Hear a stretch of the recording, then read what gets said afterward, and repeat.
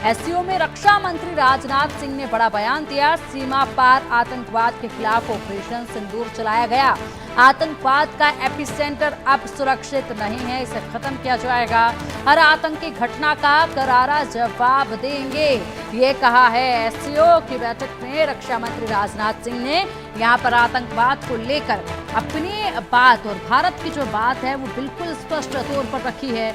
लेकिन बड़ी शर्म की बात ये कि यहाँ पर चीन की तरफ से कोई भी साझा पत्र में यहाँ पर जिक्र जो है आतंकवाद को लेकर नहीं किया गया, ना ही पहलगाम अटैक को लेकर कोई जिक्र किया गया, जो कि वाकई में निंदनीय था। और इसीलिए यहाँ पर राजनाथ सिंह जो है वो खासे आक्रोशित नजर आए। रक्षा मंत्री ने यहाँ पर दो टुक विस्तार से बताया कि भारत की नीति अब आतंकवाद पर क्या है, किस तरीके से आतंकवाद का खात्मा करना है, और ऐसे में आतंकवाद को बिल्कुल भी भारत बर्दाश्त नहीं करेगा। इसी के साथ यहाँ पर बताया गया कि पहलगाम में पाकिस्तान की तरफ से किस तरीके से अटैक आतंकी हुआ, उसमें कितने लोगों की जान गई, उसके साथ ही ऑपरेशन सिंदूर किस लिए लॉन्च करना पड़ा, क्या उसकी आवश्यकता थी, कितना महत्वपूर्ण था, और ऑपरेशन सिंदूर के तहत किस कदर आतंकवाद पर कड़ा प्रहार भारत ने किया है, ये तमाम जानकारियां साझा की।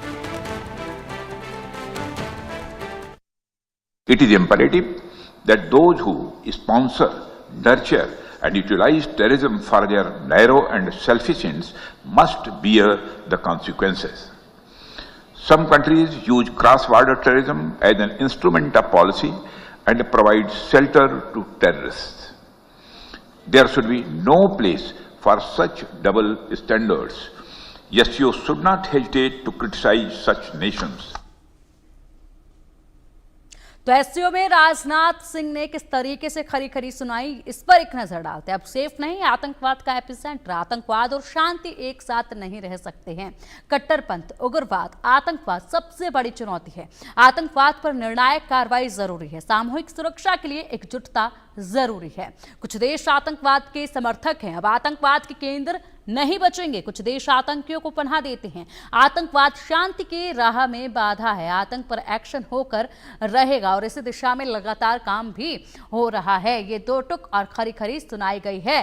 तो देखिए यहाँ पर जिस तरीके से चाइना लगातार पाकिस्तान को मदद करता रहा है, ऐसे में उसी चाइना के समक्ष पाकिस्तान को खरी खरी आतंकवाद को लेकर सुनाई गई है। अब इसी पर अधिक चर्चा के लिए, अधिक जानकारी के लिए हमारे सीनियर एडिटर संजय शर्मा जी का रुख करेंगे। संजय जी, सबसे पहले तो ये कि शर्मनाक जिस तरीके से यहाँ पर आतंकवाद का जिक्र नहीं किया गया, जो पहलगाम में आतंकी अटैक हुआ उसका जिक्र नहीं किया गया, और उसके बाद यहाँ पर रक्षा मंत्री राजनाथ सिंह ने दो टुक यहाँ पर कहा है, आतंकवाद पर अपने स्टैंड को बताया है। क्या समझते हैं आप इन तमाम जिस तरीके से अभी फिलहाल खबरें निकलकर सामने आ रही हैं, आखिर क्यों नहीं जिक्र किया गया? ये महत्वपूर्ण था और यही एक एजेंडा भी था उसमें, लेकिन बावजूद इसका जिक्र नहीं था।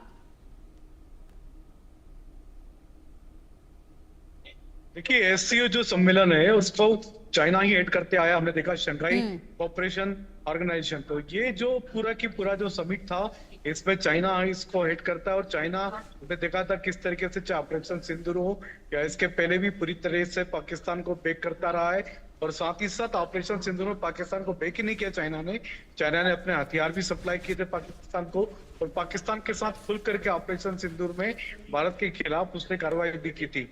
पाकिस्तान के साथ मिलकर के उसने पाकिस्तान की जो मिसाइल प्रणाली थी, पाकिस्तान का एयर डिफेंस सिस्टम था, ये सारा की सारा चाइना ऑपरेट करता रहा। तो भारत के साथ चाइना कभी भी पूरी तरह से साथ नहीं खड़ा था।